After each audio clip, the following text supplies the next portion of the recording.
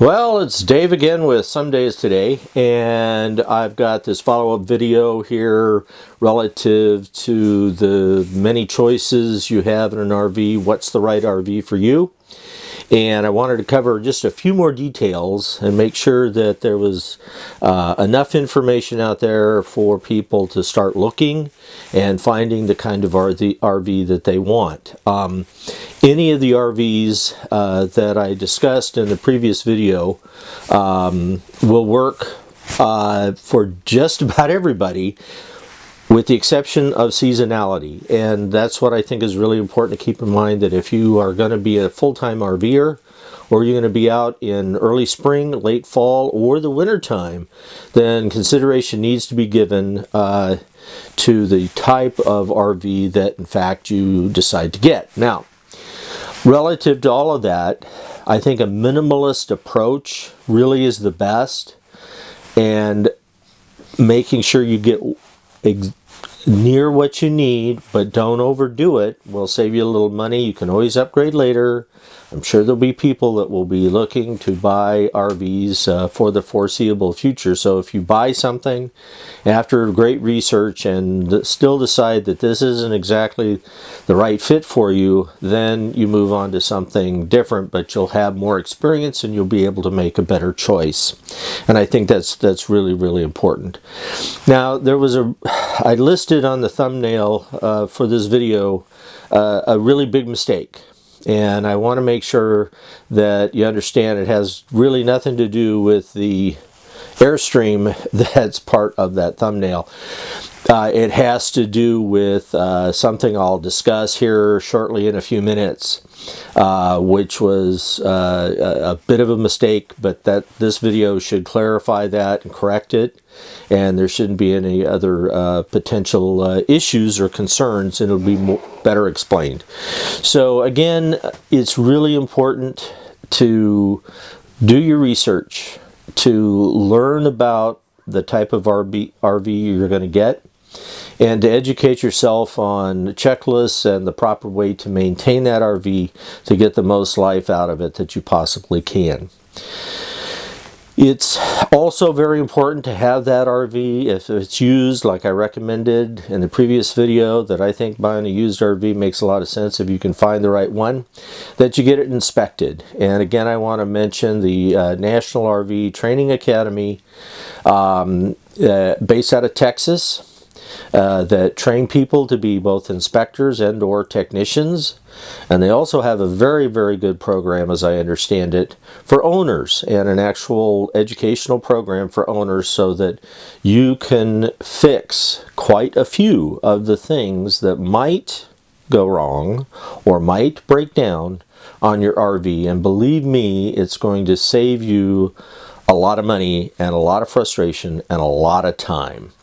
And I'll have an upcoming video specifically for the water heater coming out here probably next week, that's going to demonstrate how fairly simple many of these things are to fix, and the proper way to go about it, and where to get advice. And again, I highly recommend. There's a ton of short 3 or 4 minute videos on YouTube that are sent out by the Academy, that's the National RV Training Academy, that are very helpful. So please don't hesitate to look them up and look at some of those brief, short, informational videos about different parts of the RV and repairs and what to do and what not to do. I think that's really, really important to keep that in mind, to save you money as you go forward after you purchase the RV. Now let's talk about the purchase part. And I briefly covered that, in that there are different ways to finance depending on what you qualify for, depending on the cost of the RV. It's not like buying a car, really. You can get a longer term, loan term, 15, sometimes even 20 years, like I indicated, to keep those monthly payments down. Now, obviously, you want to pay that off. If you've got the cash to do it up front, fantastic. Certainly a big down payment helps, so keep that monthly payment down. But I do believe you'd be paying less. If you're a full-time RVer, you'd be paying less for that payment than you might be in rent for a brick and mortar home or something, or an apartment. So that's something to keep in mind. Now, when you do your research, you finally think you've found what you want to get, at least the type, and then you begin to investigate used opportunities and or new, if some people really want to have a new RV, then go out and do some shopping. Just be prepared that you may make a decision right then when you get to the dealership or the private owner or whatever the case may be, that wow, this really is what I want. This feels right, and be prepared to move forward, because there could be people right behind you that are interested in the same RV, and you snooze, you lose. You might not get the opportunity to make that purchase. That's really what happened to me. Is I went down to the Airstream dealership. That's what I bought, was an Airstream, a used Airstream. And you see it in the thumbnail, and was just going to look. Right. As soon as I started looking, and then I thought it was very interesting, and I was getting a lot of information, and then I walked into one of the trailers. This happened to be the only used trailer they had at the dealership. And I said, this is it.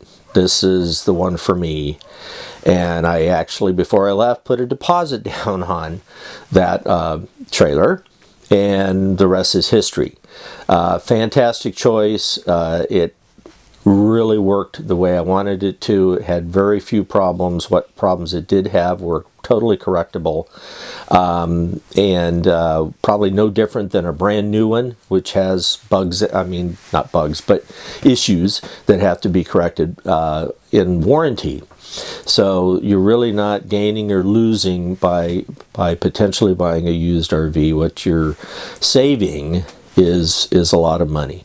So just be prepared that when you actually go out to take a look at things, and you think you've scoped it out, that could be the one.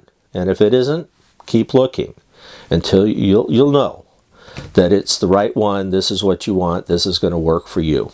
And then later on, after you've become a veteran RVer and you decide, you know, I want to go a little smaller, I want to go a little bigger, I don't want a tow vehicle, I want a motorhome, or vice versa, then you can make changes, you can sell, and right now values are up significantly, so probably have a good chance of not losing too much, if any, money in trading into a different RV.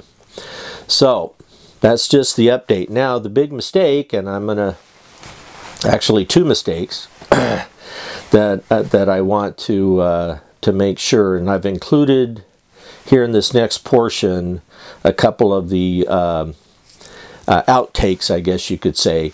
There was some diagrams of vehicles, RVs, that were out of focus, and that didn't work out too well. I don't think people could really see what I was talking about, so I've included those so you can review that. And then the other one, the second mistake, was indicating, you know, again, that tent trailers are infamous, and that is not the case. They're just fine. So I wanted to go ahead and revisit the visual aids that I had, the two of them in the previous video, that unfortunately my big mistake was that the focusing didn't adjust. Not that that's a big deal, but we can cover those again. Again, the different types of RVs, the four of which I mentioned at the beginning of the video, the Class A, Class B, Class C, the ABCs, and then the camper. Now in this next visual piece, again, I showed in the previous video, but it's a little more crystal clear, obviously here, the 8 different types of motorhomes and trailers and campers that I discussed with all of you, and pointing out the toy hauler, which is very similar to a travel trailer, the Class C motorhome, which is sort of part van, part motorhome, and one mistake I made too is indicating that the tent trailer was infamous, and that is not what I meant to say. So They're famous. A lot of people use them, but they do have a lot of issues with seasonality. They're really sort of a summertime kind of thing, I think, for the most part. So keep in mind that be sure and give a thumbs up if this was an informative video and you got anything out of it that you can use. Would really appreciate it. I've got that hot water heater repair video coming up. Should be up next week, so look forward to that. In the meantime, see you down the road. Bye.